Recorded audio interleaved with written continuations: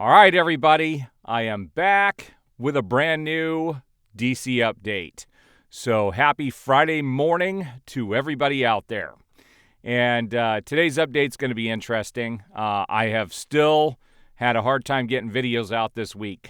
Come to find out, when you run your own business and you take 4 days off, things pile up. So lots of things going on this week. But I wanted to finally get this next update out, and it's going to be an interesting one. Now, first of all, something interesting that I thought about yesterday. I posted something on Twitter about haters and about the people who bring hate to the conversation in comments, not just on YouTube, but also on Twitter, and how 90% of those people have a Superman avatar. And they're the ones that end up being disgusting and belligerent. Go figure. All right, guys, I just had to point that out. I thought it was very bizarre, but it is what it is. But let's take a look at the things I have grabbed since my last update here. All right, so the first thing I had here, and I had to laugh when I saw this. It says, Superman's Rachel Brosnahan congratulates Superman and Lois Bitsy Tulloch on her incredible run as Lois Lane. Congratulations to the entire team, and thank you for this lovely torch pass. I wouldn't call it a torch passing because their show got canceled because of their movie. And so it's not really torching the pass on. And I highly doubt, I could tell you that out of all the people who have portrayed Lois Lane, I think Tulloch did the best job, to be honest with you. I really did. I think all I know is James Gunn has a very large hill to climb to be able to make this movie successful and people to latch on to these characters. But we'll see what he's cooking when it finally gets released. So this is one of the things that was on James Gunn's Threads account. Jon Ostrander, the co-creator of Mr. Terrific, visited the Superman set with James Gunn. That's pretty cool, especially for Jon. Well, that's cool for James Gunn. Jon's face, he doesn't look like he's too happy to be there. He just looks like it's an obligatory, hey, I'm taking a picture with James Gunn. I could be wrong. I don't know anything about their set visit, but that's the look on his face. It looks like an obligatory, I got to take this photo. And then we have this one-panel picture from a comic book with Mr. Terrific in it. It says, you can just call me Mr. Terrific because that's what I am. And so we'll see how this character is portrayed in the movie. Hopefully it's good. Here we go. This is what boggles the mind. Zaslav receives $50 million for leading struggling Warner Brothers Discovery. The chief executive's 2023 pay package rose 26% from the year before, while the company's losses totaled $3 billion. In what world does the person running a company that continues to lose money get a 26% raise when everybody else is struggling? That doesn't make any sense at all. Now, this absolutely cracked me up. This comes from Variety. It says, Internet TV provider Fubo dropped all Warner Brothers Discovery networks from its lineup, alleging that the media company was seeking above-market rates and refused to license Turner Sports networks separately. That sounds like David Zaslav. He likes to hardball. And I'm sorry, but when your stock is at $7, you don't have any room to negotiate. Now, somebody in my comments pointed out that Fubo's even in worse shape than Warner Brothers Discovery is, and they are. Their stock is hovering just above $1. So they're probably now at penny stock prices, both companies. I mean, when you're in the single digits, they're just bitch slapping each other. That's all this is.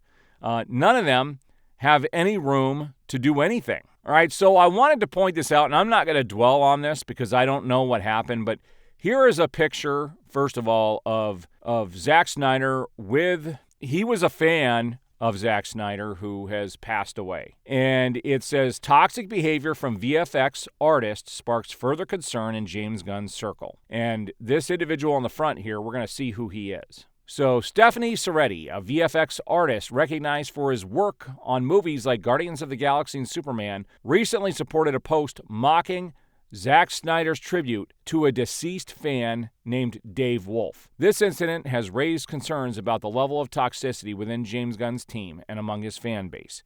It is disheartening to see a member of a creative team participate in such disrespectful behavior towards someone who has passed away. The incident begs the question, is this indicative of a broader issue within Gunn's circle and his supporters, where basic human empathy seems lacking? This was it. So he liked this post by Uncorrected Log that said this man is purportedly a filmmaker and is here posting Uncorrected Log as if that's just fine and dandy. And that's when Zack Snider posted in late 2022, we had the privilege of hosting a group of fans on the Rebel Moon set. They were incredibly talented art contest winners, and we were thrilled to spend time with them. We recently learned that one of the participants, Dave Wolf, passed away since the visit, which is sad. And Stephen Seretti actually liked this post by Uncorrected Log. Yeah, it's pretty sad. It is just bizarre. At McFarlaneToyStore.com, they have this new. It's a pretty cool looking Batmobile that just went up for sale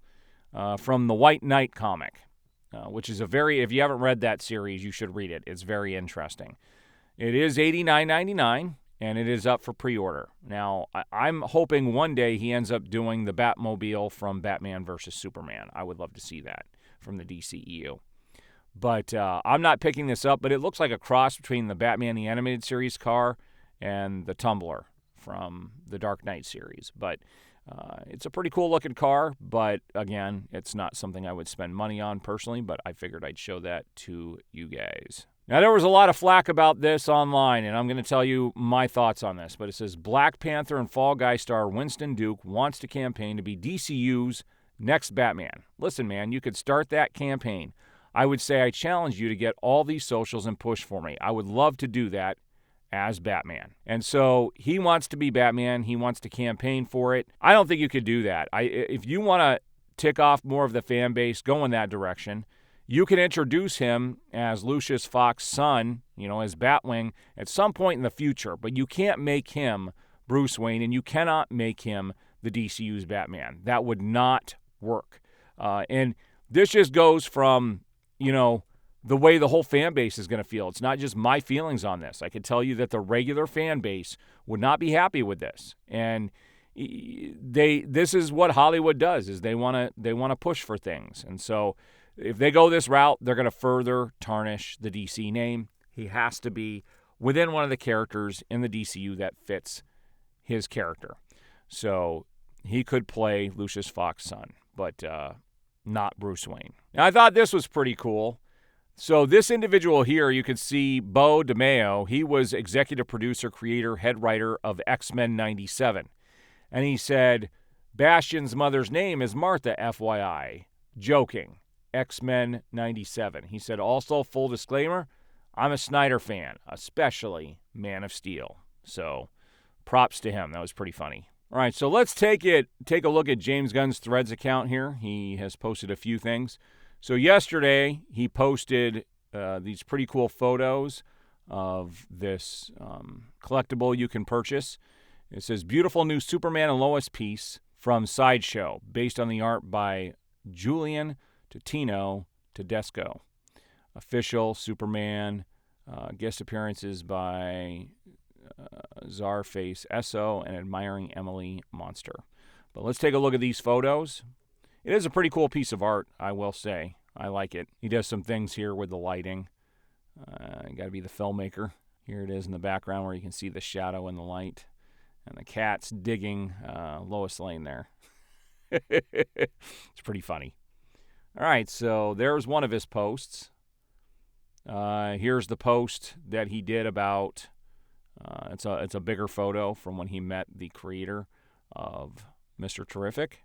All right, and then there was one other post he did since the last time I was on here, and this was for National Superhero Day 4 days ago, and he posted this picture of quite a few of the DC characters. Not all of them. If I'm not mistaken, I'm not sure when this was taken, what this is from, but some of the main DC characters are not in here. Like, I don't see the Flash. I don't see I believe that's Superman's son there, if I'm not mistaken. So some of the big heroes are missing, and I'm not sure what this is from. But, yeah, he posted this for Superhero Day. And, this is one of those things that I would say points to the fact that he's going to continue to put a lot of weird characters in these movies and not focus on the main characters. But we'll see. We will see. We'll see how far the DCU gets. Warner Brothers is struggling, that is for sure. Posted pictures of his dogs, and then there's that very interesting Green Lantern post again. All right, so there you guys have it. It has been a pretty quiet week overall, but I wanted to get this update out there. What do you guys think about their stocks? What do you think about David Zaslav getting a bonus? What do you think about their stocks going down to less than right around $7 and everything that's going on with Fubo and them trying to license stuff out to make money? It just seems like a sinking ship, and I do not think Superman is going to make it. And one thing I wanted to point out, which I think is very interesting, one person in my comments over the last couple of days said, just watch, Superman is going to be the #1 grossing superhero film of 2025. Well, yeah, if you look at what's going on, they're not releasing much in 2025. Marvel isn't, and DC isn't. And in fact, James Gunn, the DC studios pushed off the Batman 2, Matt Reeves' Batman 2, because he doesn't want competition for Superman. He wants Superman to reign supreme that year. And it is a fact that Superman movies just do not gross as well as the Batman stuff does. And so I don't think it is going to do nearly as well as they think it is going to do. And it has to be one hell of a movie to really profit and really resonate with audiences, because you have pissed off a whole bunch of people. And they're going to have to do a lot to get them back in their corner. All right, guys, so what do you think about all this? I will be back with further updates in the coming weeks. I do appreciate the support. We will see you on the next video.